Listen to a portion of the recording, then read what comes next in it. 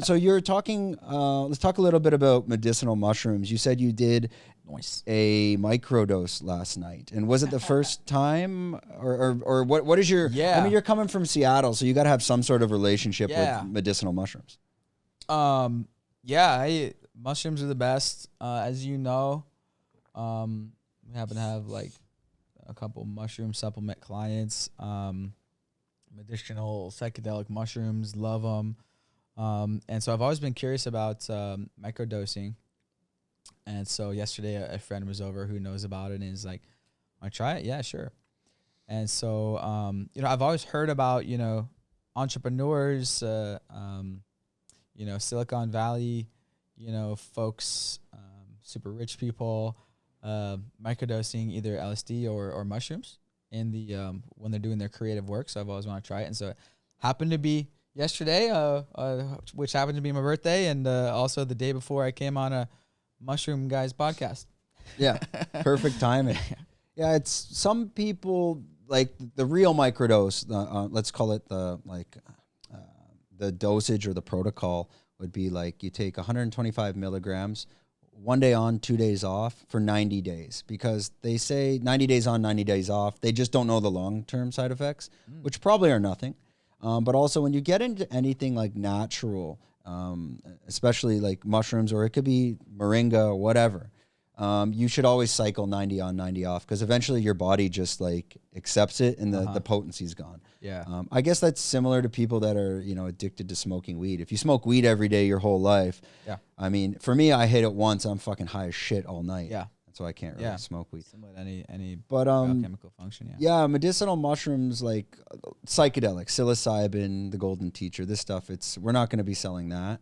But that stuff specifically, what it does on the creative side, it just increases the neuroactivity within the brain. And essentially what it's doing is we have these neural pathways, and it's carving these neural pathways. And the best analogy to understand is that sometimes in life we go through, and this isn't going to get hippie, that's not the style on this podcast, but it's basically like we go through like negative blocks or just cycles, and we got to break through. It could be something so simple. Get up at tomorrow. I want to get up at 9. For me, okay, tomorrow I want to get up at 5:30. I want to meditate. Then I'm going to read a book. Then I'm going to have a coffee. Then I'm going to go to class. Then I'm going to do this, this, and this for the rest of the day. And a lot of the times that's like what you want to do, but you won't do it. For some reason, if you start to microdose, and for me, actually, I prefer macro doses, where it's just one shot. I'll do it once a year, and it just opens up the brain.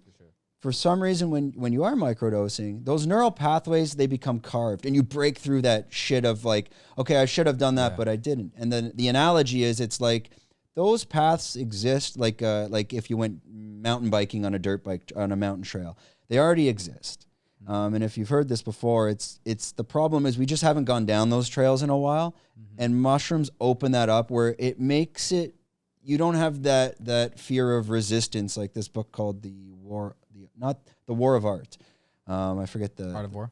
Not by Sun Tzu. It's a different book. It's called The War of Art, reverse. Okay, interesting. And it's just, it really pushes how humans, we resist change. That's what it's purely about, because change involves, it's not comfortable. I mean, change your diet from this to that, reduce your calories. It fucking sucks. Go train every day. You think I want to get up in the morning and do HIIT at 9 a.m.? Absolutely not, but you do it. And mushrooms can kind of carve that pathway to push you to do that shit.